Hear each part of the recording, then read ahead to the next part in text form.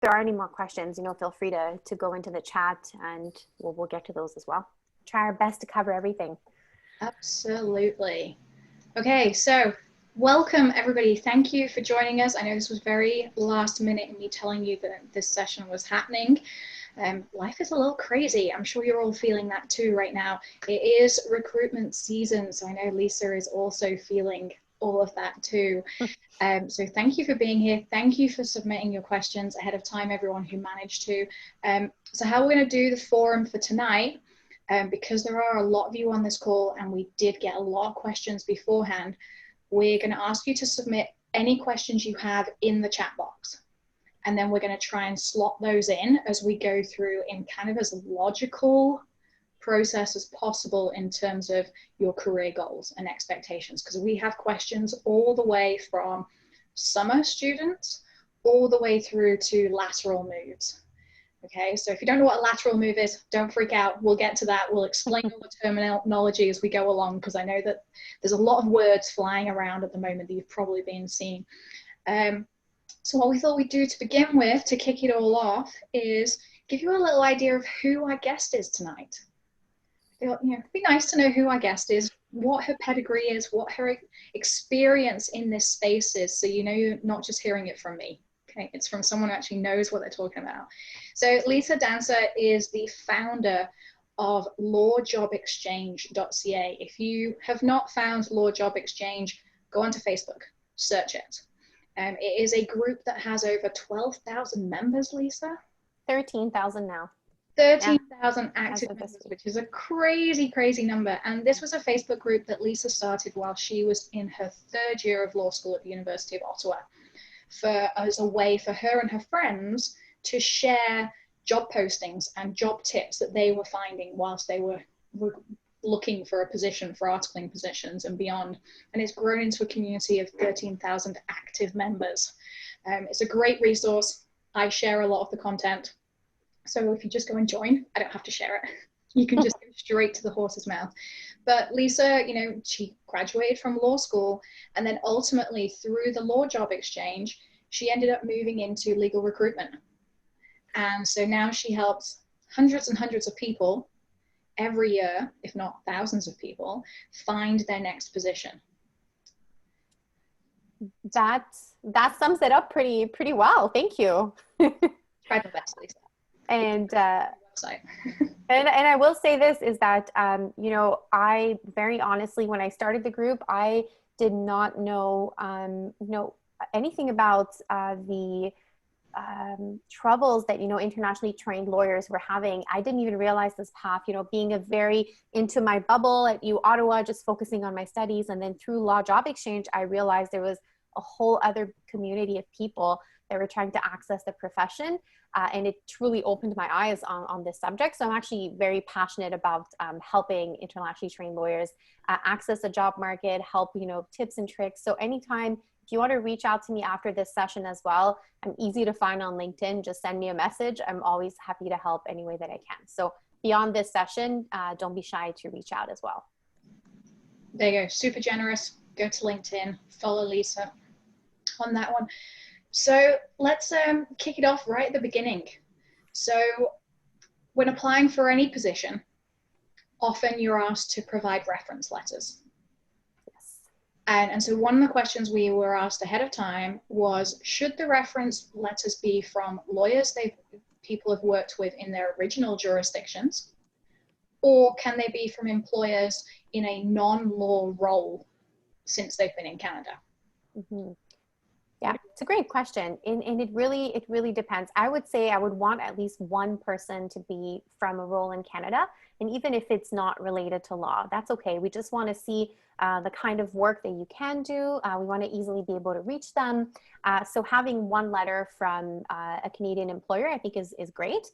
If you have another reference that is in your home country, that's also great as well. I've definitely reached out to people in other countries when I've done reference calls, and we do go ahead and do that. So I would kind of mix it up and have a little bit of both. But certainly it's important, I think, to have at least one Canadian reference if you can. And don't worry about it not being in the legal profession. If it's an issue, they will let you know, but usually I think it's fine. Yeah, I think especially if you're applying for an articling position, yeah, it's a very junior level position. You may not have any legal experience, or at least your competitors, and I mean competitors are also your classmates, they may not have any legal experience at that point as well. So it's good to remember like who you're with, who else is applying for that stage of position, and what the type of position is you're applying for as well. Exactly. I will say this though, if you are applying for, if you are a lawyer and you are called to the bar, usually the reference stage will be at the end anyway. So, once you get through the interviews and things like that. So at that point, it's important that you have contacts, a list of contacts that you can use as a reference, not so much reference letters at that stage, more just kind of a phone number, email, that kind of thing. So it changes a little bit once you are a practicing lawyer. Absolutely. Very good point to make. A question related to that, volunteer work in Canada, does that count as a reference letter? Yes, definitely. Anything that can showcase your work and how you've been involved. Anyone that can speak about how you work and how you think, I think is excellent, whether it's paid or volunteer. It's always a good addition. Excellent. And quite a few positions now, they ask for writing samples. Now this was something I didn't have to do. I feel like it's something that certain firms are very particular about, and other firms don't really care on this one. But is it typical in specific jurisdictions? Is it typical for certain practice areas to get it? So is it more of a litigation thing than a solicitor type work? And is there a kind of a standard sort of expectation as to what a writing sample is, and does it need to have been published and things like that? Yeah, that's a great question. So I can speak to, so I don't know if you all know this, but I work at Shopify, which is a pretty well known company here in Canada. And what we do at Shopify is we don't ask for a writing sample, but when you come in for an interview for a legal position, we will actually have you review a contract and then write kind of a short legal opinion on the contract. So identify the risk, let us know what you think. And so that's kind of our way to see, what kind of writer you are and how do you think on your feet. Now, when they're requesting it ahead of time, they're really looking to ensure that you have a clear and concise way of thinking. It's sort of like an additional filter because they know that they're going to receive tons of applications, and some people will not even send a writing sample, and that'll be an automatic kind of rejection, right? So it's kind of an anticipation of multiple applications being received, noticing if people are paying attention to the instructions that are provided. So I think the sample itself doesn't really matter. And I think I see in the question here, can I just write something about an area of law that is of interest? And I think that's fine as well. It's not really necessarily to ensure that you know how to draft a motion. It's more, how do you write? What does your voice sound like when you write? And does it actually fit with, how we think at this firm? So, it's really, in my opinion, it's not even so much about the writing. It's really about, did you pay attention to the instructions? Did you attach a writing sample? Great. Okay. You're into that first round of interviews. You listened to the instructions. So I would say you can definitely write something about an area of law that's of interest. If you have a paper maybe that you even wrote, like if this is an articling position, if you wrote an academic paper, that's something that you can submit. But if you don't have anything of that sort, certainly a commentary on a case or something like that, I think could be a good bet for you. Absolutely. If you guys go onto the Facebook and go to our Global Lawyers of Canada members group, so not the page, but the actual group, there are some links on there that we've posted that have some previous examples of writing samples that people have done, and a few guides that people have provided in the past. You may find that in some of the applications you're applying to, they actually give you, like, we want an example of a factum that you've written. So if you go to the Facebook group, there is a link that tells you what a factum is and what is expected to be in a factum, just in case that word doesn't mean something to you because the jurisdiction you've come from doesn't use factum in the same way. That's a good point. I would highly recommend you go and join that group if you're not in that group. So that's the Global Lawyers of Canada members group. Please do fill in the questions, the member, like to be a member, because otherwise I don't know who you are and we just get full of spam, and we don't need spam. No one needs spam. So with, we've now got our reference letters. We've now potentially got our writing sample only if it's been requested. If it hasn't been requested, don't include it. Yeah. Okay. Follow the instructions. Lisa can't tell you this enough. But then the other most important thing is the resume. Yes. So in our resumes, we have a resume, cover letter, or an application, depending on which website you're using to apply through. What ways can applicants stand out from the other 100, 200, 300 applications that are going for it, especially as an ITL? So I'm going to say something very controversial, which is keep it short and sweet. That is my main feedback. So the biggest issue that I see with resumes is that they are very lengthy, 3 pages, very intent font, like very tiny. And probably if you were to increase it to 12, it would, increase to 6 pages. So the attention span of your reader is very short and they're receiving a ton of applications. So if you're able to keep it to 2 pages, which I know can be a challenge, that's key.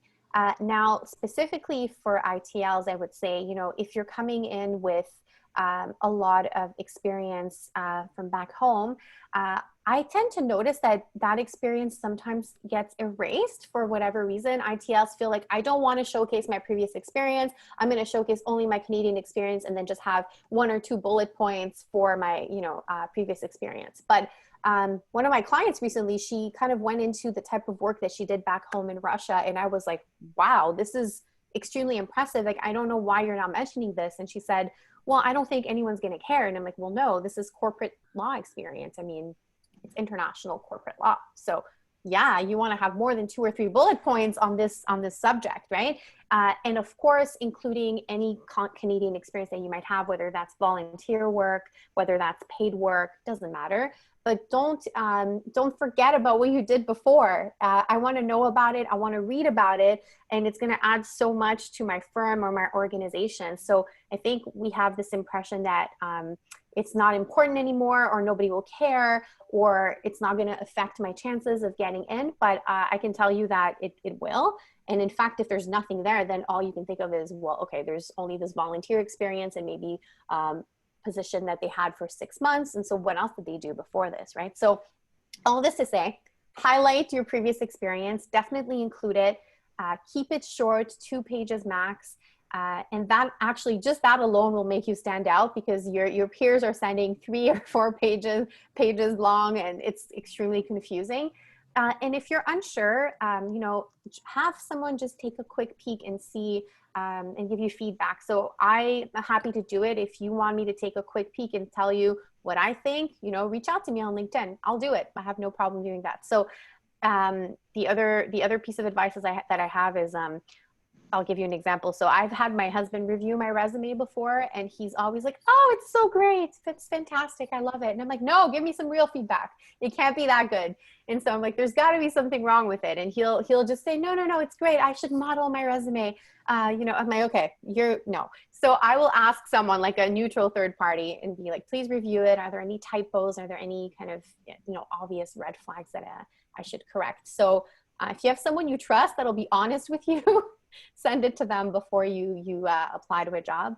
And I think if you keep that in mind, you should be good to go. Absolutely. And I would add to that, if you do have lots of experience, highlight the experience that is relevant to the job you're applying for. Exactly. So don't just put on, I've got 15 years worth of experience in, I don't know, tort law or something, and then trot out a bunch of cases if you're applying for a corporate law position. If you're going to make it relevant, so then what you need to do is, if you do have 15 years of experience in tort law and you want to move into corporate law, dig out the skills that you learned during those 15 years that are going to be relevant to a corporate law position. Yeah, that's right. So it's not that you're not including the experience, but you're demonstrating how that experience is relevant to your potential new employer. So quite often I will see people's resumes, and I love reading all your resumes. Sorry, I feel like I'm very nosy and I get to know an awful lot about you because you give me almost too much information. And this is kind of what Lisa's getting at. You may have a 6-page resume, but that's not the 6 pages that you're going to send to a potential employer. Exactly. You're going to pare that 6 pages down into 2 pages. Okay. If you have done a lot of court work or you've done a lot of things, you can also attach a case file list, right, Lisa? Yeah, even just a sample. What's the term? I was looking at you to remember. I can't remember it now. Oh my goodness. Anyway, it's essentially it's an additional sheet where you would list some of the cases that you've worked on, or major files that are public, right? That you can speak to. If anybody remembers what the what the words are for that, what the phrase is there, it's just not coming to me. I have it somewhere. I'll remember it when I start thinking about it. But yeah, literally it's an appendix or a schedule that you attach to your resume. It's 1 page. It gives it's not a business portfolio. Deal sheet, yes. Yes, deal sheet. Thank you. There we go. It's a deal sheet. But you can only include details if they are in the public realm. Yeah. So don't go and break client privilege by putting a case on there. And ideally, you put the case reference if it's public, the case or the deal that you're working on, and like a 1 or 2 liner about what the case was about. That's pretty much it. And you put them in date order. Yeah. That kind of thing. So if you have worked on a lot of cases or they were very impressive, that's a way that you can keep your resume smaller and include that. For an example of something like that, if you look at some of the larger and medium-sized firms or even some of the boutiques, they will have deal sheets under the biographies of their lawyers. Yeah, that's true. Give you an idea of what they look like. One of the questions that also got brought up was, what do you do about gaps in employment? So I know there are 2 camps. One is don't mention anything in your cover letter about your gap, right? Just ignore it, ignore it. Or others will say, just, actually address the elephant in the room, that's fine. And so I am of that opinion that as a recruiter, I will see the gap when I see your resume and I will wonder why there is a gap. So obviously you don't have to get into detail. If it's personal reasons, you can keep it very general and say, during this particular time, I focused on X, Y, Z, and now I'm back, let's say, on the market because so you don't have to get very detailed, but I think it's wrong not to actually ever mention anything, because I'll tell you what, recruiters and hiring managers will make up their own stories and they'll infer all kinds of things by reading your resume. Sometimes we'll see someone who has worked, for example, for a number of years, maybe 7 or 8 years at a company, will leave, have a big gap, and will say consulting, and then they won't really give any details. And that's just because they weren't really working and, they want to fill the gap with that word. But it's okay to just say, you know what, I took some time off to be a parent. I took some time off to take care of a loved one. Whatever it is, instead of just kind of brushing over it and hoping no one notices. And I get it. But again, it doesn't have to be a super detailed account, whatever your comfort level is. And then taking a look also at the culture of the company and, maybe, what you feel might be their comfort level with the information that you're sharing. But yeah, I would say definitely address it briefly. 1 sentence in the cover letter doesn't need to be a very long paragraph. There's a question that's popped in about length of time. So even if you've been, if there's like a 1 month or a 2 month, or maybe even a 3 month gap. I wouldn't worry about it. Yeah. We're talking like 2-3 years, something a year to about 2 to 3 months, I think is completely okay. All of us, I think, have at some point, right?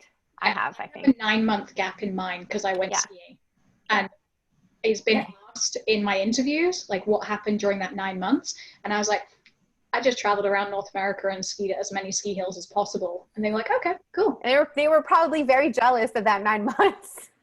Not many people can say they took 9 months off to go skiing, right? But there we go. No. You know, it's something, you know, but yeah, you have to be comfortable with how much you disclose. And that comes down to a personal preference from you. And as you say, like the firm culture, which hopefully you will get from your research and talking to lawyers at those firms as well. Right, exactly. A question that was asked as well is, how much of your cover letter should be a regurgitation of your resume? And also, how much of it should match with your LinkedIn profile? Oh, that's a great question.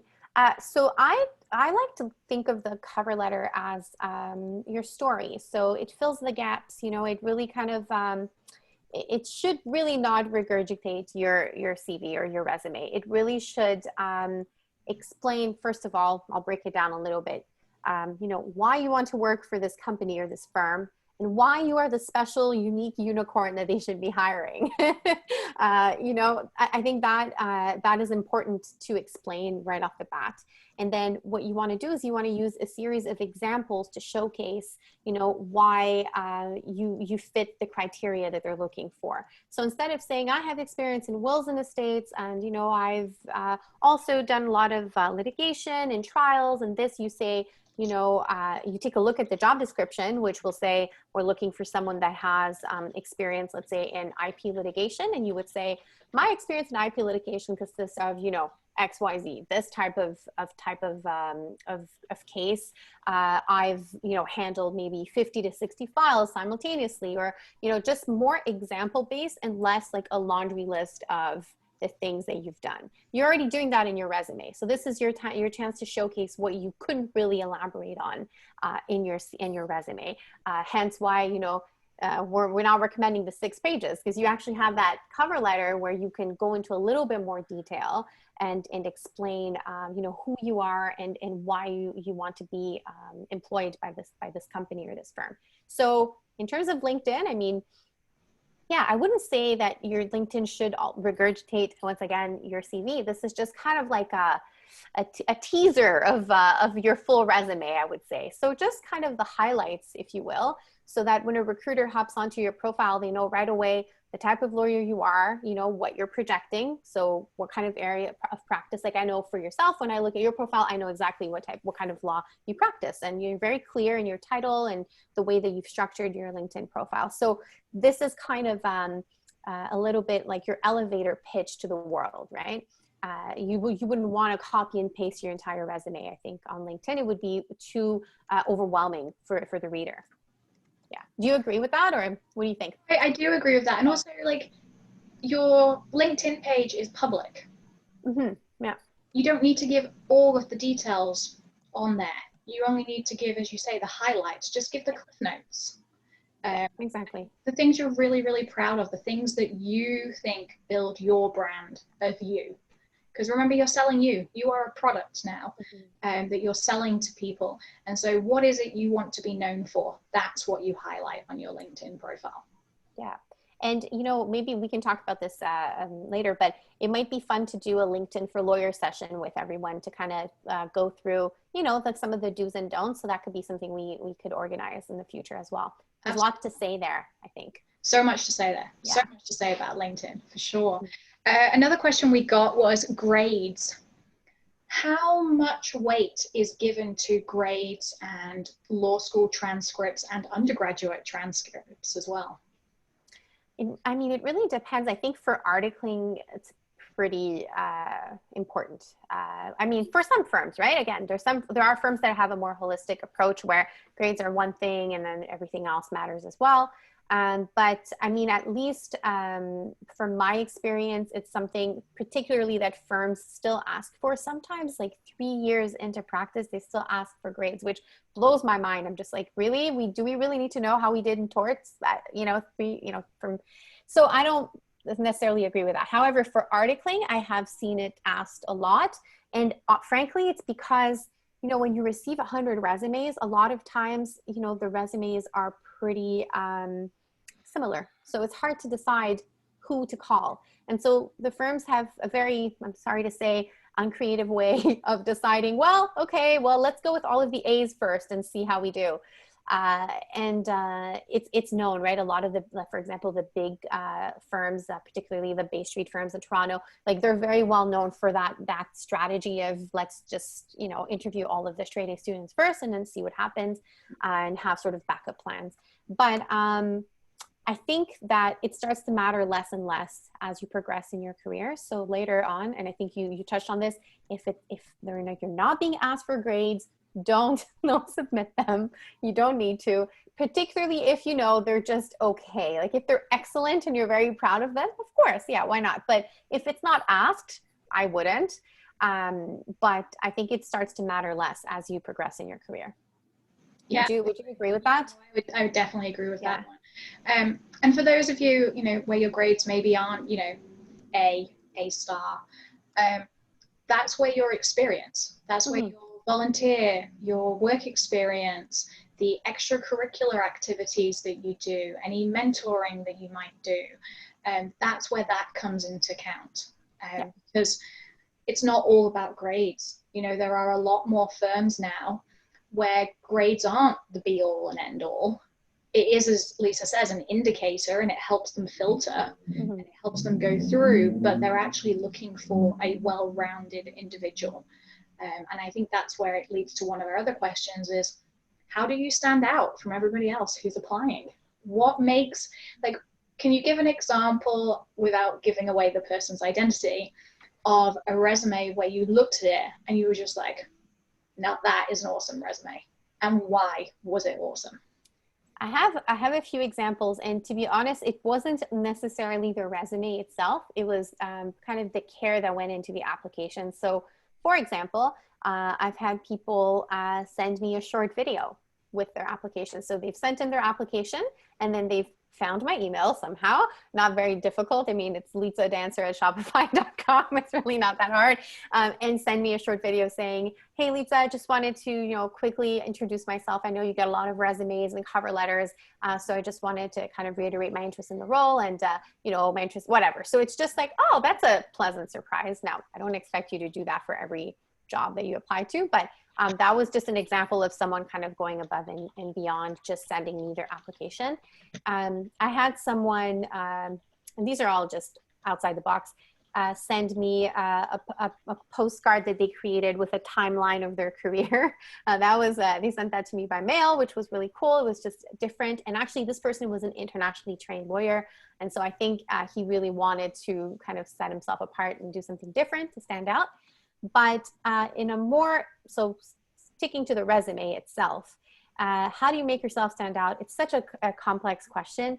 It's a mix of like, are you a good fit for the role itself? Are you hitting all of the right, you know, skills that I'm looking for? Are you actually taking the time to tailor your resume to the experience that we're looking for? So to your point earlier, if you are talking to me about, and I use wills and estates all the time as an example, I'm sorry to any wills and estates lawyers. If you're talking to me about wills and estates in your resume and you're applying to a corporate law position, I'm just like, I just don't see it. I don't see the connection. So connect the dots for me. If you, maybe there's something that I just don't see it in your resume, you're going to have to do a better job at sort of showcasing why you're applying if I can't seem to connect the dots. So think of it this way. If I don't have the words wills and estates in my job description and you have it in your resume, think about whether it should be there or not, right? So that's what makes it stand out for me. It's really that customization and the time and care that's taken to actually, you know, create a resume that's customized to the job that you're applying for. But it's a hard question to answer because I don't think there's like a magic formula, to be honest. I wish that there was. But usually it's really just a combination of a nice short and sweet resume and something that just hits all the right notes, right? All the right points that we're looking for. Yeah, I would agree. I mean, if you think someone's going to spend 45 seconds initially looking at your application, if lucky, they're going to spend 45 seconds. I think that's the average, right? That people will spend on the initial pass through. Well, I can tell you that I know Alicia mentioned here, you know, that she feels that maybe it's HR like some sort of algorithm or AI that's looking through the resumes. And I can tell you that at least at Shopify, it's like Litsa Dantzer that looks at every resume, and we don't use anything. So I'm there screening like for hours, sometimes days. And so for that reason, my attention span can be even shorter. So it actually is probably better that, I hate to say this, that maybe a computer was screening, because they're screening for the right things. And sometimes I'm just like exhausted, right? Clicking through. So that's why the shorter, the better. The attention span, like you said, I'm scrolling through and I'm looking for certain things, right? Especially in the resume. Where I spend more time is on the cover letter. That's where I'm actually going to sit and read, especially if it's one page. If the person took the time to prepare a thoughtful cover letter, I will definitely read it from beginning to end. And it's going to fill any gaps and any questions that I might have about the resume. So yeah, Alicia, there's still some hope. Yeah, I would think that too. I don't know of that many firms that use AI. I'm sure there are, but I don't know if, especially here in Vancouver, it's a human being who's reading them. And from what they've told me, it's 30 seconds to 45 seconds that they'll spend looking at any application, if that. And what they're looking for is, have you addressed the cover letter to the right person? Have you spelled the person's name, the firm's name correctly? Yeah. If those are wrong, you are automatically in the reject folder. If you haven't included, and they've asked for a cover letter and a resume, and you haven't included a cover letter, your application is automatically rejected. I can confirm that, at least for me, that's true. Like I definitely, especially if I have 300 applications, like, and I use that as a number, but that's truly sometimes how many applications I will receive. I will certainly be like, well, you didn't include a cover letter and like the other 100 people did. So I'm going to have to go with them, you know, for the first round. Yeah. So definitely read the instructions. I know personally, when I read cover letters, if they're too dense, my eyes will gloss over. Yeah.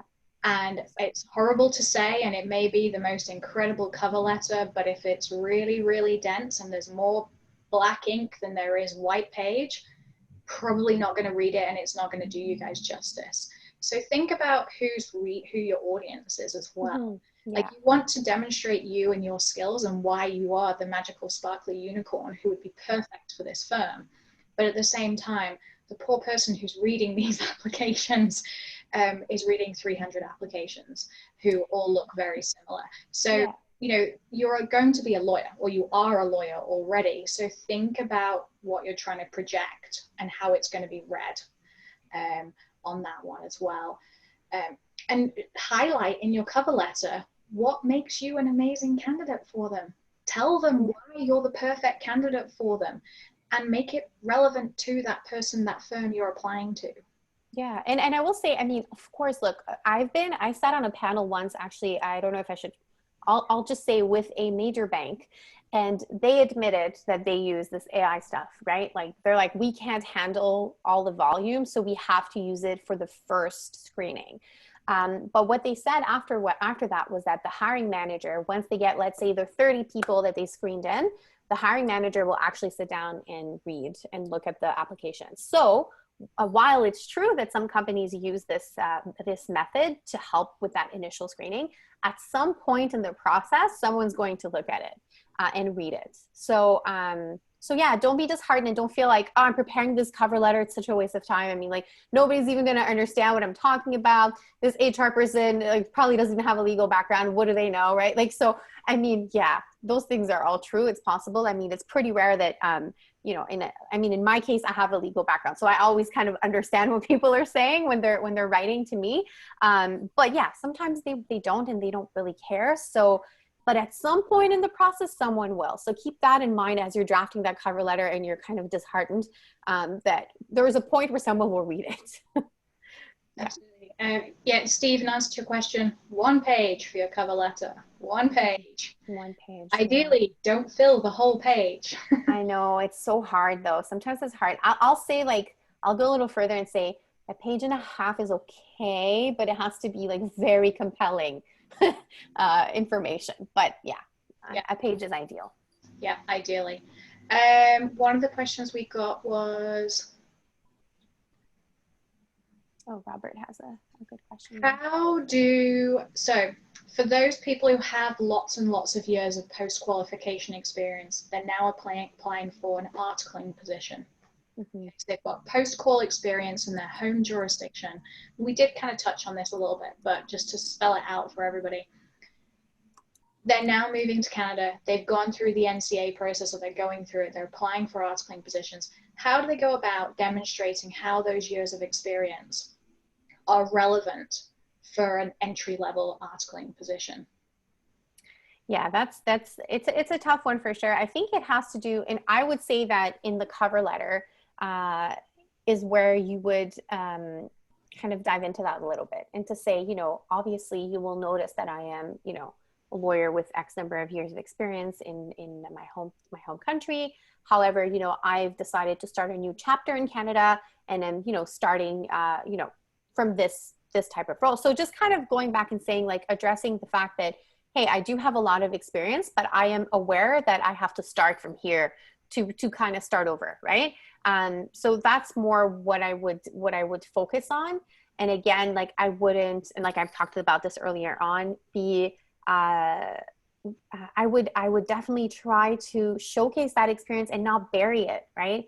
I feel, and I don't know, maybe some of you in the chat can tell me, do you feel like you have to sort of minimize it, or do you get a sense like I have to minimize my experience, I don't want to focus too much on it and you know, appear overqualified, etc.? I don't know if anyone can kind of jump in the chat and tell us what they think, but I tend to see that a lot, where then I kind of dig a little deeper and I find out all this amazing stuff, and I'm like, why is that not on your resume? So I would say come at it from a, you know, a humble place in your cover letter, acknowledge your experience and your tenure, but then, you know, also admit that, hey, you know what, I know I have to start over, and that's fine. And that's why I'm applying to this role, because I'm excited to learn more about, you know, this market, and that's why I'm here, right? So I don't know, what are your thoughts? So I'm reading the comments, and I'm really sad that this is the feedback that you've all been getting, that your experience outside of Canada is irrelevant, because it's not irrelevant. It's relevant if you can show how it's relevant to your next job. In the same way that if you were applying for a job in your home jurisdiction, your original jurisdiction, and you were moving to a different company or a different firm, you would show how that experience is relevant to that new firm. I feel personally it's exactly the same here, but I think what people are not, maybe it's in the way it's being phrased by either the potential employers, the potential recruiters that you've been talking to, or friends who you've met through the journey, or maybe it's the way that people are expressing their experience in their cover letter and explaining how it's relevant to this role. Maybe that's being lost in translation somewhere. I mean, like, I want to be, you know, very real with everyone. There's definitely, you know, there are people who are not going to understand. I mean, you know, they're going to be closed-minded. I'm not going to sugarcoat it. I've heard things before. I've had debates with people about this subject. You definitely have, it's not going to be an easy road. It's not going to be an easy road, but you have great organizations like, you know, Global Lawyers Canada that can really support you in that journey.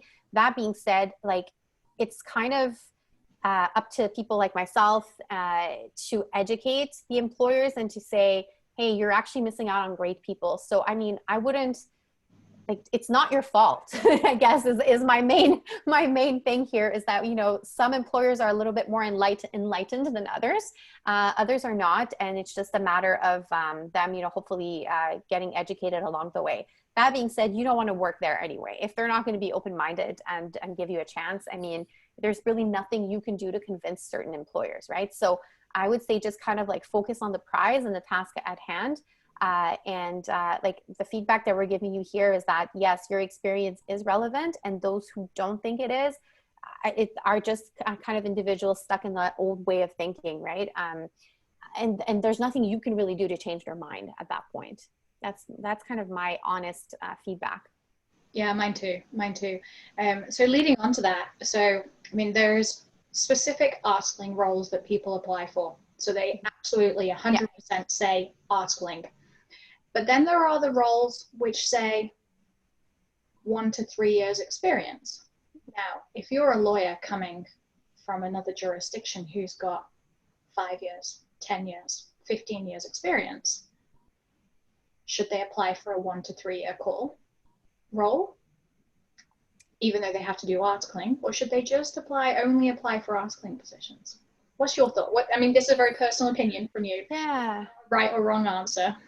It's a good question. It's not one, I'm going to be honest, it's not one that I thought of before. So I have to kind of gather my thoughts here. But I think, you know, if you're looking for articling, I mean, you should apply for an articling position. Now you are competing obviously with your peers who, you know, are graduating from Canadian law schools as well. So it is very competitive. But at the same time, 1 to 3 years is going to be 1 to 3 years of Canadian experience most of the time. So now, if you don't have any of that, then that'll be a tougher sell for you. Whereas, like you said earlier, as an articling student, it's not really going to matter as much, right? The level of, you know, Canadian experience. It could be seen as like, okay, well, that's fine. You know, we can teach this or we can teach that. Whereas 1 to 3 years is like, we don't really have time to teach. We need someone to jump in and hit the ground running. So your experience is going to be very different if you end up in a position that was initially requiring 1 to 3 years. You may not get that mentorship as well that you might have wanted. Because even if you have a lot of experience previously, there are still some nuances, right, that you might want to learn about and train in. And so you may not get that. But my initial thought is, yeah, I would say don't spend your time sort of dipping your toes in different parts, like the 1 to 3 years versus articling. Say articling, if that's what you're looking for, I would continue on that path. But I'm open to change my mind. If anyone has any kind of success stories, I would love to hear about them. Yeah, I mean, I think if it says they're looking for newly called lawyers, yeah, or it just says junior lawyers, then maybe. But if it says 1 to 3, very specifically 1 to 3, probably not going to happen if you need to article or need to do the equivalent of articling, which leads us greatly into our next question, which was, do you think that people should do the articling route, or should they apply for an exemption if they're eligible for an exemption? This is particularly for the LSO, so in Ontario. Yes. This is it's a tough one. So my thought on that is, I have met with a lot of people who have applied for exemptions and have struggled afterwards, because they just, again, right, the Canadian experience, right, that everybody is talking to us about, that we apparently need so badly. So it's a difficult road, I would say. I've had one client recently who was very experienced in trademarks back home. And so she mainly focused on international trademarks. So it didn't really matter. This particular firm was looking for a trademark lawyer and knew that she could probably pick up, you know, Canadian trademarks. Like, I mean, if she had done it internationally, you know, it wouldn't be a problem. So she was hired, right? And she didn't have to article, it was an exemption. So that's great. But it's pretty hard. And I don't know, maybe, you know, everyone can kind of jump in on this, but typically I would recommend, if you can article, I know it can feel difficult to have to start over again and do that from scratch. But you're going to be your Canadian experience, right?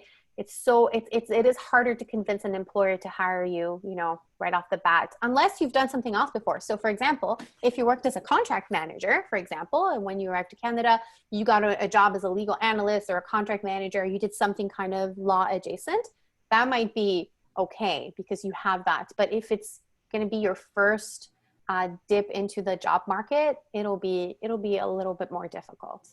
Yeah, and that's a great question, because that was a question that was, or a great answer, because the question was brought up earlier on, is what could people do?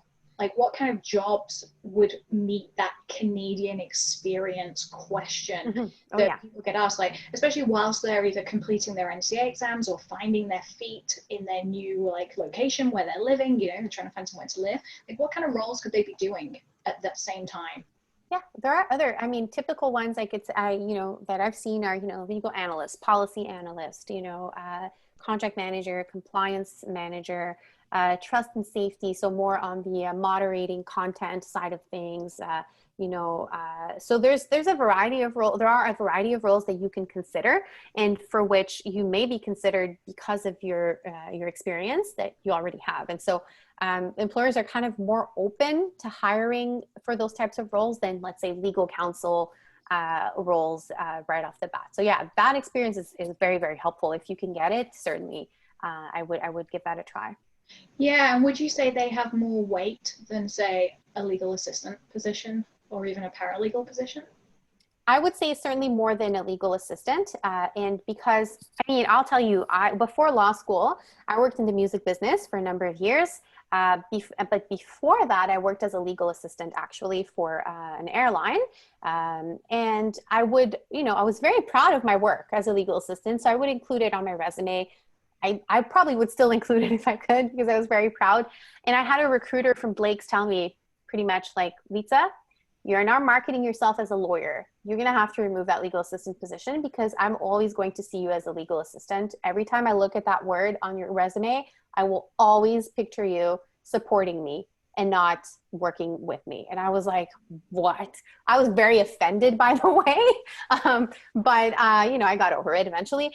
It's just to say that, yes, some of the skills that you'll acquire from being a legal assistant will be more administrative, right? And so, that's just a job. And even if you, tell your boss, please just give me more work, more kind of legal work, they will hire you for this role. So they may sort of be in a difficult position as well. So I'd say law clerk, paralegal, where you will actually do kind of more substantive work, maybe is better, has more weight. Legal assistant, if you need to work, you need to work, right? So it's fine. It's not terrible. But if you had a choice between the two, I would say I would go for the more kind of paralegal or law clerk type of role. I totally agree. I worked as a legal assistant, ended up as being for 4 years whilst I got my residency application sorted. But it actually stopped me from getting articling positions at that firm. Right? Exactly. Because they just don't see it. That's exactly what I was told. Exactly. Yeah. Mm-hmm. Yeah, it's very hard to make that transition across from administrative support into being a lawyer on that one.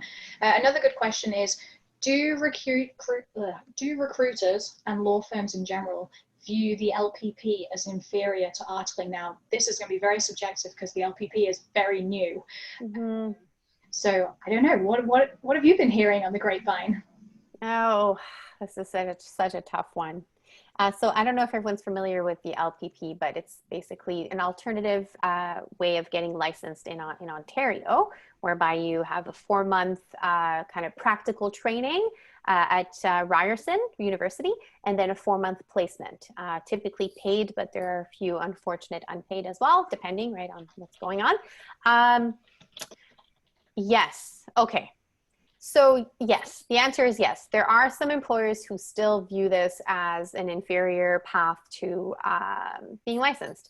I've heard it from people. They have told me these exact words. And it's unfortunate because I think the program has been around for 5 years now. So you would think that, that stigma would start to be shed. Yeah. And it comes back to my point earlier about those same employers who don't value your international experience, right? It's typically the same people who wouldn't value this program either. So it's the same group of people, I would say. But luckily, I think with the LPP, and correct me if I'm wrong, I mean, you do get to have that 4-month placement and you have to be placed. So you get that experience. Whereas, you may not have gotten that experience if you didn't join the LPP program to begin with. But certainly there are still some challenges, I would say, with the marketing of the program to employers, but slowly it is changing. I mean, after 5 years, hopefully now it'll start to get a little bit of a better reputation as more people go through the program as well. Yeah, absolutely. And yeah, as Lisa said, just as a reminder, the LPP is only offered in Ontario. Mm-hmm. It doesn't exist in any other provinces at the moment on that one. Yeah. So another question we got was, when applying for articling positions, is it a benefit to be called in a different jurisdiction? Huh. I can't say that I've thought of that before. What do you think? What's your take on that? It would only be relevant if the firm you're applying for has clients who operate in those jurisdictions. If they operate in those jurisdictions, it's just nice to have, but it's not going to be necessarily like winning you over. So it's definitely nice to have. Yeah, I think I'll say this. I know, so for example, and this is specifically about Quebec. I know that in Quebec, a lot of lawyers are called in both Quebec and Ontario because they practice kind of, two very different jurisdictions. And it's definitely a plus if you're called in both, because typically they deal a lot with Ontario or with other clients. So that's the only place where really I could see it being an advantage. Sometimes I've seen some firms requiring being called in New York or, but that again has to do with having clients or dealing with clients in that state as well.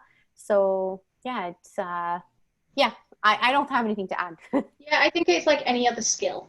Any other skill that you have, it's relevant if they think it's relevant to them and to their clients. Yeah, exactly. So I mean, if you're weighing up whether you should go and get called somewhere else and then come back, it depends on the firm, really.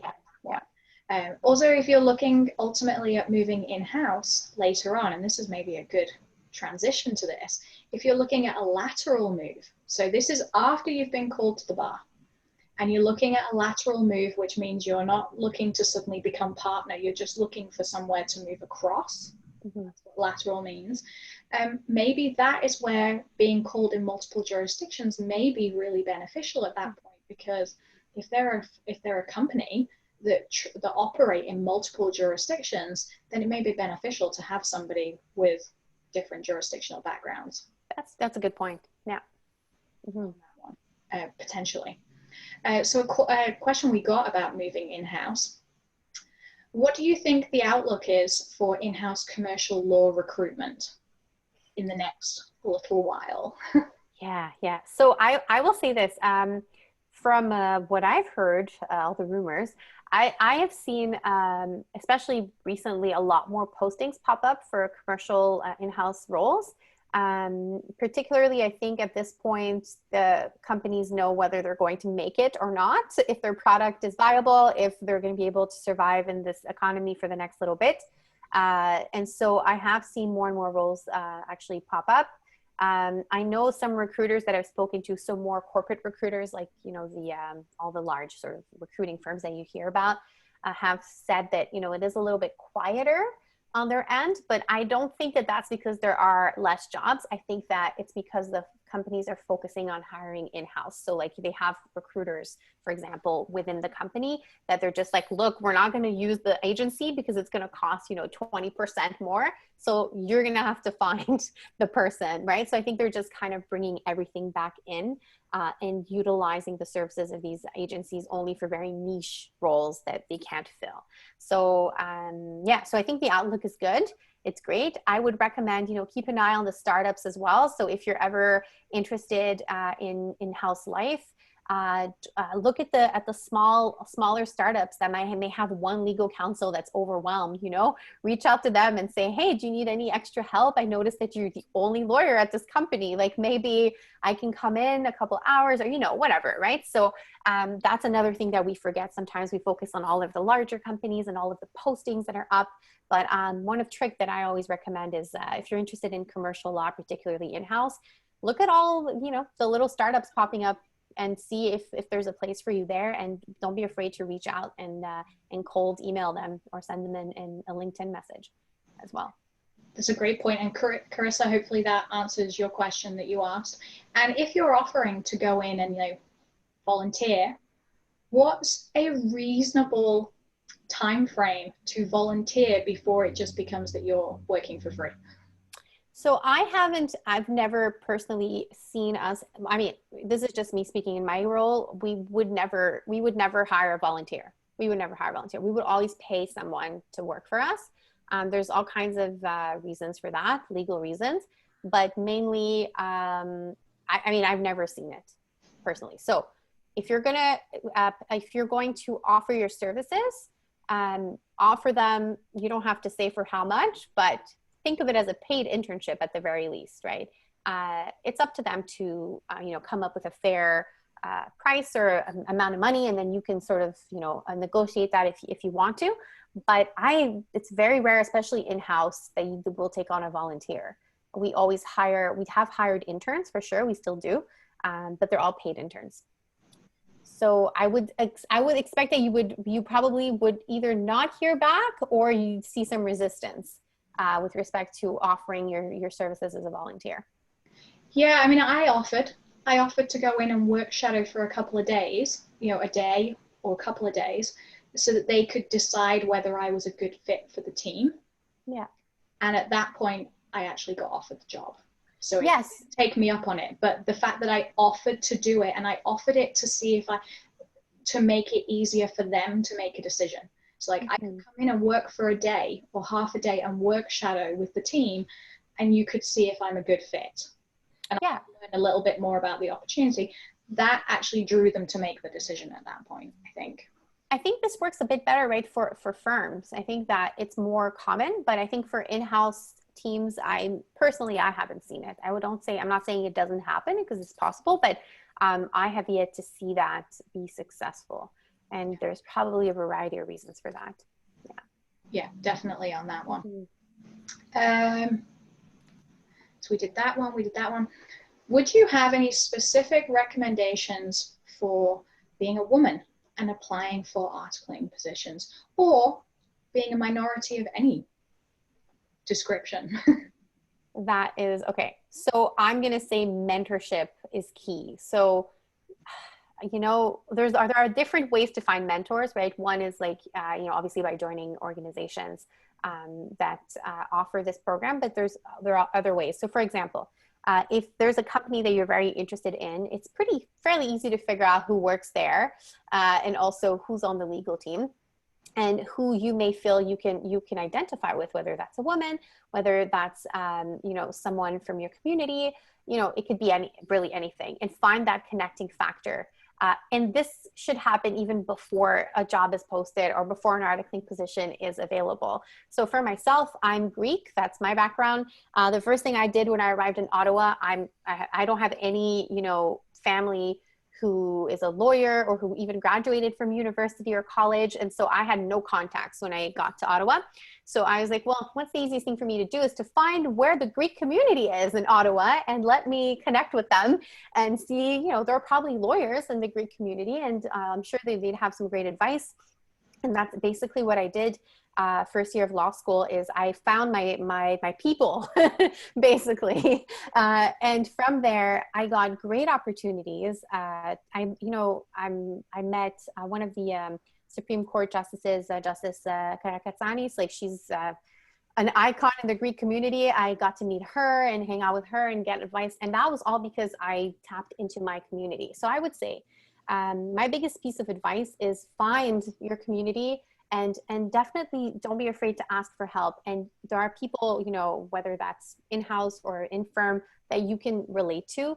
If you see a firm and you start looking through the photos and you start looking through the names and you're like, this firm is not very diverse, I don't feel comfortable even, how would I fit into this, right? Like, do they care about diversity and inclusion? Is this something that they're very upfront about in their messaging and their culture?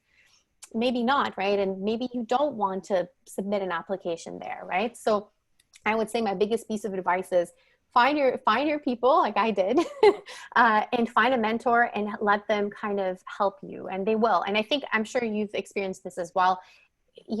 Generally speaking, 95% of the time, people will try to help as best as they can. Some people are not as generous, we know, and that's fine. If they ignore you, you can ignore them back. So that's okay. But I think that would be my biggest piece of advice there. But as a woman, again, same thing. Find other strong women, like women who have succeeded and who have done the things that you want to do, and make sure that you stay in touch with them and that you seek their help. Absolutely. And you know what? And you are all minorities on this, because you are all internationally trained lawyers.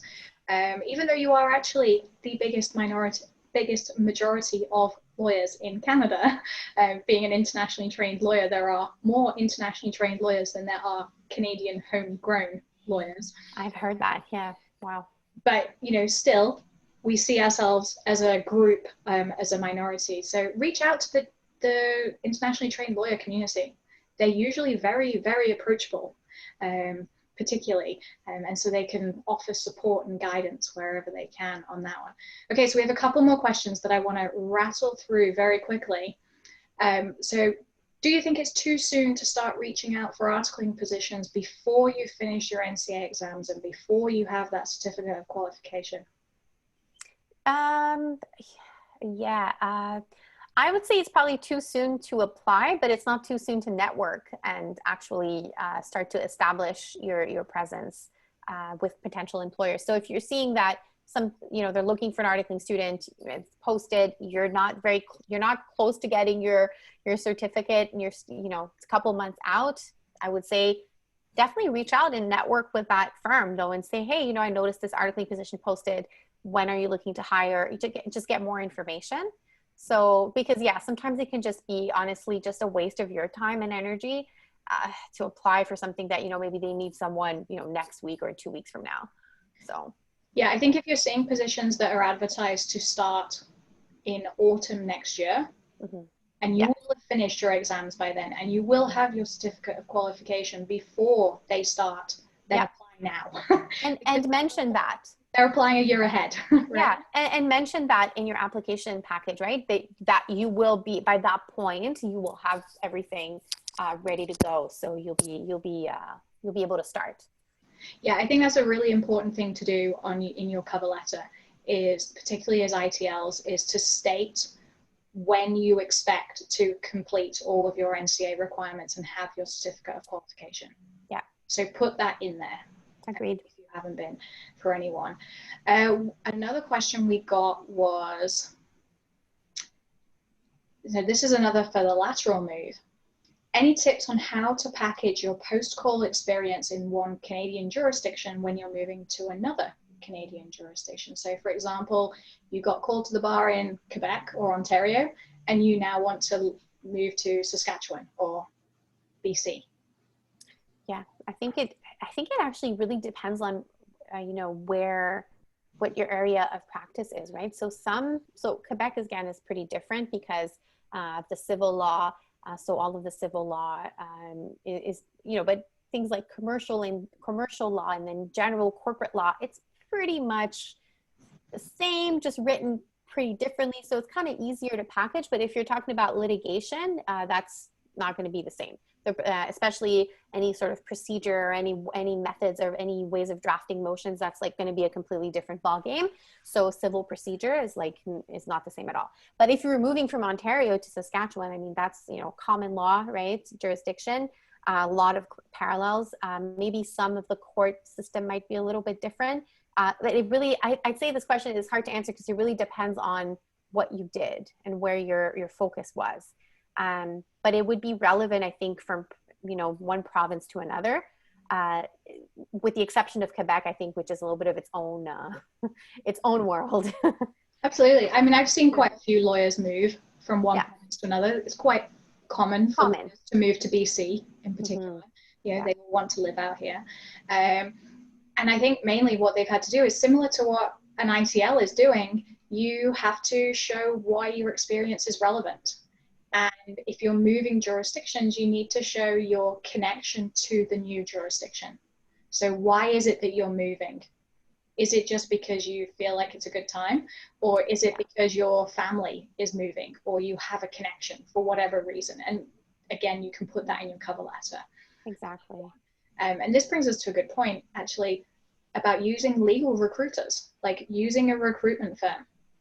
When do you use a recruitment firm? When do they become useful for you in your journey and process? And what kinds of things can they help you with?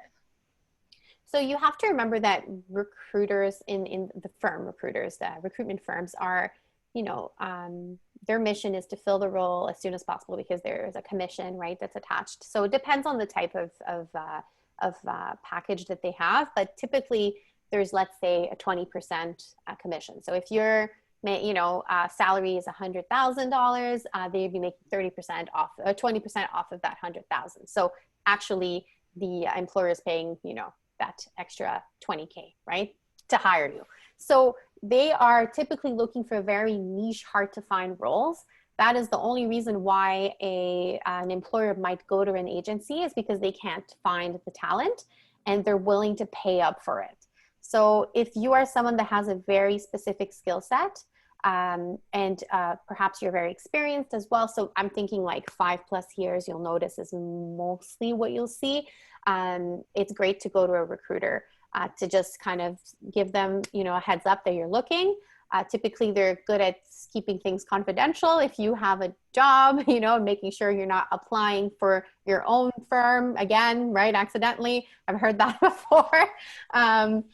And things like that. But I would say when you're a little bit more senior, so 5+ years, or if you're in a very niche area of law, where that, your talent is hard to come by, generally speaking, it's good to speak to a recruiter just to get a sense of what the market looks like and just have them on your side, looking out for you when you're ready to make a move. Yeah, I would agree. They definitely don't do articling positions. No. There's not enough commission in it for them. No. The firms don't need to use a recruiter at that point. So because there's so many people available. So it is for later on. They are useful if you're moving provinces. Yeah, definitely. Countries too. Yeah, if you're moving provinces, that would be a really good one. Or once you're called to the bar, and this is where your prior experience is going to come in really, really handy, because that's when your 10 years of prior experience or 5 years of prior experience is going to come in really useful, because now you've got your Canadian experience by articling or doing the LPP program or whatever you did. And now you might have relevant experience for a job, especially if it's in a niche area. I saw somebody said they have two dual degrees. So you're an IT engineer and a lawyer. Mm-hmm. Super useful if you're going to be working with engineering firms, or you're going into intellectual property, for example, where a lot of intellectual property lawyers, they need you to have a specialist degree, right? Yeah. Either before or after law school.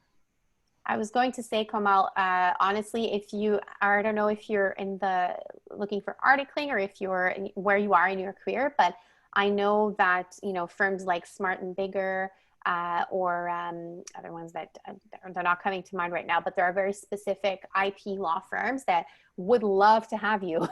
So they can't find you fast enough, right? It's a pretty rare combination. So if you are interested in IP law, particularly patents, you should definitely keep an eye out for the IP firms. Yeah, definitely for those kind of degrees, for sure. Yeah, you have an edge for sure, as I read here. Yeah, definitely. And that's where it comes to demonstrate that in your applications, and think about the practice areas that you're applying for. Like, what does your skill set, like which areas of law do you want to work in? If you come from like a medical background, maybe you want to go into some kind of law that will use your medical knowledge. Exactly. Yeah. On that one, or maybe you ran your own business. That could be super useful for corporate law, especially if you're working with startups, because you understand the growing pains of a young business on that one. So we had another question: interviews. So you've got through the application process. What does an interview look like? Well, I have to say, and I feel like I'll say this a few times today, we should probably do a whole other session on interviews, because it's such a big topic. And it depends, again, on if it's a firm, if it's in-house, if it's government. Like, there's just so many different interview styles, behavioral interviews versus, more informal or casual. So it's difficult to answer that question. But there are definitely tips and tricks that I think I can share, especially now that interviews are more remote. So there's a whole other world, right, of interviewing that we're entering. So I would say that maybe I'll reserve a more thorough kind of answer for a more elaborate session on this topic. Does that make sense? Just because I feel like I just cannot do it justice in a in a short form answer. Absolutely.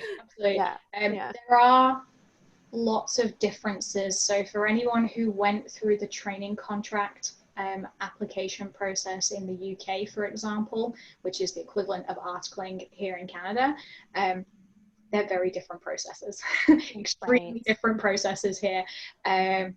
Mine were much more informal here. Right. You know, I did a full-on assessment center in the UK. Really? Oh yeah. Yeah, a Wow. 2-day assessment center, and we'd already done like analytical things ahead of time beforehand. That doesn't really happen here, as far as I'm aware, for most articling positions. Yeah. It's more of an interview process. For example, if you are applying in BC, if you go to the Vancouver Bar Association website, they actually have a list of the rules that the firms have to abide by, which maybe will give you kind of an idea of things to expect.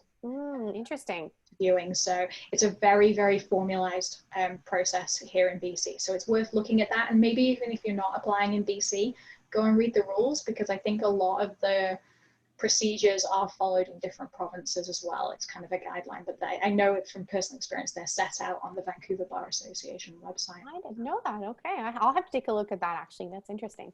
Okay. Yeah, it's very strict. And then because everything's online right now, they've actually recently tweaked everything. They have certain days they can talk to you, certain days they can't talk. Oh yeah, that I know about. Yeah, because that's just to keep things fair, right, for everyone. Right. Yeah. Okay. Yeah. But they also have guidelines on there as to what you can expect in interviews as well. Okay, that's really interesting. Wow, I didn't know that. I like that. So a question we got in, this is a very Ontario specific question. For candidates in Ontario, do you think it's a feasible option for employability to pair seeking an exemption, I'm assuming from articling, and pursuing a specialized LLM in lieu of articling if one wants to break into a highly specialized area? I'm going to assume that you're thinking of something like tax. Yeah, right. That would make sense. I mean, I would say yes. I would say yes, especially if you are very clear with where you want to go next. And yeah, I think where I struggle with the LLM sometimes is I have met people who have an LLM, a very specialized LLM, and then they're applying to a role that has nothing to do with that LLM. And I'm just like, okay. And they're telling me that they went ahead and did that because this is the area that they wanted to practice in, and yet they're not really orienting their job search there. And it's because they're just looking for work. So they're like, somebody just hire me, I understand. But I would say that sounds like a great plan, actually. I don't know. Would you agree? Potentially, but I think you're still potentially going to have the same problem that we talked about earlier, where if you get an exemption, you don't have any experience in a law firm. Of course. So, I would, yeah. Yeah, so I think, an LLM is a great thing if you're going into an area like tax or intellectual property where there's real value in having that LLM. But just be cautious that, you're still going to come in with someone with not so much experience that they're looking for. And maybe you're coming up against a person who did article as well as doing an LLM. Definitely. I would say if you're able to tap into the academic network at that point. So like if you are pursuing a very specialized LLM in tax and, maybe working with a professor, doing some more kind of academic work, like anything you can get your hands on would be helpful just to kind of get that experience. But yeah, I'm assuming that the person who asked the question is referring to a very specialized LLM and not a more general one. Yeah. Okay. We're making this assumption. If we're wrong, please tell us. Let us know. Yeah, exactly. If we're wrong in this. But you did say specialized LLM, so we use tax as our example. Yeah. On that one. A question going back to resumes right at the beginning.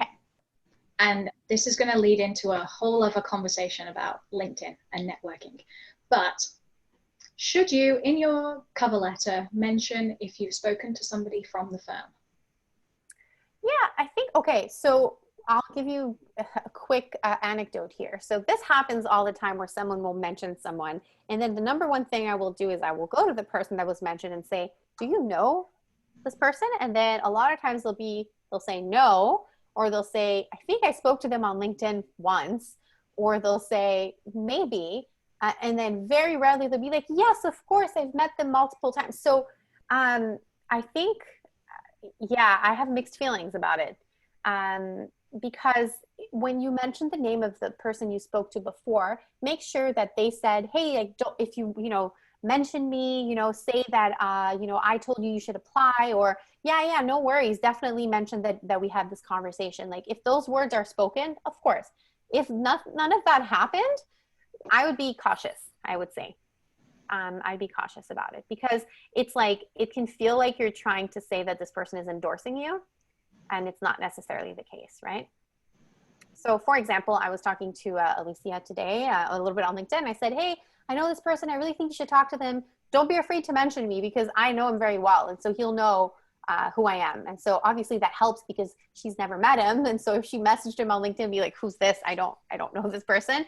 So that's fine, right? That's totally fair. So, but yeah, sometimes it can be a bit awkward. Yeah, I would agree. And I think that really comes down to your research of your firms when you're applying for positions. And I know a lot of us are doing cold applications at whatever stage you're at in your career. You're doing, those, basically cold calling people. Do your research on the firms. Do your research, speak to people at the firms, attend events, whether they're virtual or in person that they're speaking at. And then follow up with those people and build a relationship with those people so that then ultimately they will give you a personal recommendation when you apply and you're not just another name. Name dropper. Yeah, exactly. A question we got as well was, what specific soft skills are employers looking for? And what would you deem to be transferable skills? Okay, so this is, yeah, it's tough. The soft skills. I would say the one thing that I look for as a recruiter is, and I don't know if this really answers the question, is authenticity. So not, I feel like a lot of times, candidates are constantly trying to sell themselves, right? And so being kind of yourself goes a long way. And I know it sounds so cheesy, but it's true. It makes a huge difference when I meet someone who is trying to sell me on their application, as opposed to just have a conversation, like a human interaction. And of course, we'll get to the fact that you're looking for a job and that you're having trouble or that, you need help. Yeah, we'll get to that. But just at a very basic level, I think one of the biggest things you can have is just being yourself. I think that's a skill in this market. The other thing I will say is very obvious things like being able to work in a team and give credit to people who have helped you along the way. Often in interviews, people will speak about all of their achievements, but they'll never mention anybody else, like as if they kind of did it all on their own and there was nobody along the way that mentored them or helped them or things like that. So from a soft skills perspective, I'd say those are the kind of things that come to mind. Being able to showcase that, you are someone who can work in a team, you can work individually, you can run with files, hit the ground running. Like you're not worried about if you don't understand something that you'll get frazzled and that you'll lose track of what you need to do next. So those kind of more hands-on skills. But yeah, I don't know. It's a hard question to answer. I think it's something that you discover more in an interview, right? Like when you're interviewing someone, you look for things like I said, like authenticity, is the person trustworthy? Can you, if they walk through the door on day one, would I trust them right off the bat with all this work that I have with my clients? Like there's this sense of trust that you need to get from the person that you're interviewing, that they're not going to like blow the place up, right? Like, so for me, I would say I usually identify more of the soft skills at the interview stage. It's harder on paper, if that makes sense, because you can just have a long list of things and I don't know, it just doesn't come across as well as when you actually have a chat with someone on the soft skills side. So yeah, absolutely. I think one of the things you can do is like your communication skills. Yeah, something that can come across quite easily in a written application. Can you get your point across? Can you demonstrate areas where you've worked in a team. Because then that can be drawn out in the interview process later on. Because they want, like a firm or a company, they want to know that you can fit into their team and work with the team. And if they're a firm that works in very high stress levels, can you demonstrate that you've worked in high stress levels and still been able to perform? So maybe those kind of transferable skills you can demonstrate in a written application. Yeah, that's true. Yeah. Because they'll then tweak out the other soft skills in the interview phase, but you might be able to demonstrate that in the actual application stage. A very specific question, and one you might not be able to answer, Litsa, in this, but work-life balance, particularly for caregivers, and they're looking for articles. So how to find articles that will accommodate their dual hat of being a caregiver. So potentially they need to have some flexibility around their working, whether that's location, time, those kinds of things. How do you find those kind of positions, particularly at an articling stage? That's a tough question for sure. I mean, I'm a mom, so I definitely know work-life balance is not a thing for me at the moment. But I will say that it's something that you have to be upfront. I would say apply to the job, and when you get through to an interview, you can have a frank conversation, with the employer to say, this is my situation. Are you able to accommodate the situation? So one example of this is another client of mine who applied for a legal clinic. And she mentioned, so they reached out and said, we'd love to interview you. And she said, okay, great. But, I really will only be able to work about 30 hours a week. If that will be a problem, I don't want to waste your time going forward with the interview process. And she explained that it was for personal reasons, like she had to take care of a loved one. And they actually just said, okay, it's fine. We would prefer full time, but let's just come in for an interview and let's chat through it. So I don't know what'll happen there. We'll have to see. Stay tuned. But this is a great example of just being upfront. And obviously it's going to be a little bit harder. Not everybody will be flexible. They have an idea in mind that they will have you full time, but if they want you bad enough and you make enough of an impression, they may be able to be a little bit more flexible, especially, a lot of us are working remotely nowadays. So there's that flexibility as well of being able to, work after certain hours or, things like that. So yeah, I would say apply for the job and then have that conversation, once you've reached a stage of the interview. Because I wouldn't want you to stop yourself from applying because you will never see a job that will say, but we're also open to less hours and flexible arrangement. It's so rare, right? So don't block yourself from applying to those jobs that aren't specifically mentioning that. Just start the conversation later on in the process. Absolutely. And especially right now in the current market we're in, firms might actually appreciate somebody who says, you know what, I can only work part hours because that means I only have to pay you part of the fee. That's true. Which might actually work to their advantage in terms of like their budgeting for the year, where they know they need a person, but they can't necessarily afford to pay someone the full salary right now. But having somebody who says, you know what, in the interview stage, but I'm open to flexible working and maybe it takes me a little bit longer to complete my articling process because of it, that might be a good business case for them. That's a good point, especially, if you're doing cold reach outs too, right? If you're saying to people and you're getting on the phone with them and you're like, look, I know times are tough, right? Like if you'd like, I can do, we can figure out an arrangement that works for you as well.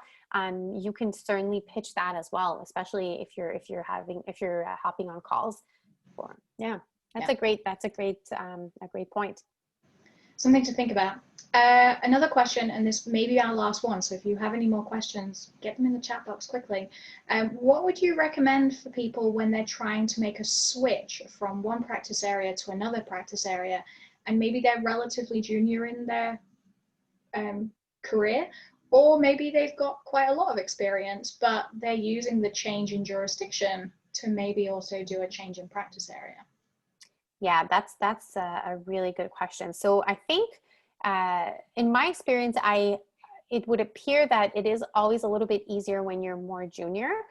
So after you've practiced for, 5 or 6 years in one area, it's always just a little bit more challenging, right? Because people see you as a specialist and not area of law. So I think actually making a switch as a junior is a little bit easier. So you haven't been, you know, completely trained, or, you know, you don't know, you're not considered an expert yet. So how to make the switch is going to be about thinking about your transferable skills. Again, I know we say this over and over, what are your transferable skills?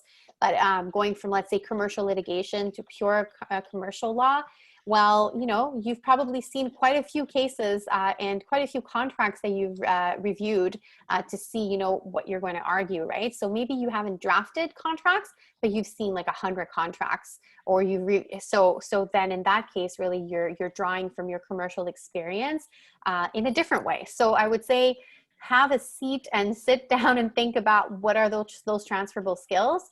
If you're changing industries completely, you may want to talk to a career coach as well, right, to help you figure out, you know, what the best plan is for you. But the number one thing is to actually sit down and write down an inventory of your skill set and how they actually apply to this other area of law that you're hoping to transition to. And then, you know, the cover letter will explain the story, right? It all comes back to that. So that would be my advice. Same for someone very senior who's looking to make a transition. Again, the storytelling will be different, because obviously you now have to say, you know, why are you making that transition after so many years, right? And so you have to have a good story there to explain why your interests have changed. So that would be. And those transferable skills, there are a lot of transferable skills between different practice areas. And, you know, if you've been able to learn one type of law, you can probably learn another type of law. Yeah. But it may be that you have to take a little step back. That you can't go straight across. You know, if you're a 5-year call, you can't go straight into being a 5-year call in a different practice area. You might have to go in as a 3-year call, because you need time to learn the new practice area. And, you know, as you get more senior, as Lisa was saying, you tend to get less mentoring, less access, because it's assumed that you can run a file on your own at that point. Yep. So it's not a done deal, but you just need to explain it. Yeah, agreed. Does anyone else have any questions for our amazing Litsa before we let her go for the evening? But we are going to bring her back. Bring me back. We are going to bring her back. We are definitely going to take you up on interviewing tips and tricks, and also LinkedIn for lawyers. Yes, I taught a whole course on this topic, so I have lots to say. So we can get together again. We would love that. Definitely love that. Well, Lisa, thank you so much for joining us today. This has been absolutely fantastic. I know for many people joining us today, a lot of these questions are very ITL specific. And yes, a lot of the questions are still relevant to Canadian law students as well. But they have a slight nuance on them, and there's not always the opportunity to ask the ITL specific questions. So we greatly appreciate you joining us today, answering everyone's questions. Everyone who joined us, thank you so much for joining us. Thank you for all of your questions. I loved getting all of your emails with your questions, and please do follow up with us both. We will try to respond to all of you. It may take a while, bear with us. Yes. Especially if you use LinkedIn, because they just sort of drop down the LinkedIn field. It doesn't really show who you haven't read yet. So do kind of check back in and be like, hey, just following up, because it's not necessarily we're ignoring you. It's just LinkedIn likes to hide. Definitely not ignoring you. No, we're not those kinds of people. So definitely just ping us. And also I will say, you know, if you haven't joined the Law Job Exchange group on Facebook, definitely join. It's not just great for finding jobs. It's just a very supportive community in general. Lots of great advice. People are very helpful. So I hope to see you there. Yeah, absolutely. Thanks very much, guys. And for those of you writing exams next month, good luck. And I hope the schedule is working in your favor. Fingers crossed. Fingers crossed. All right. Bye, everyone.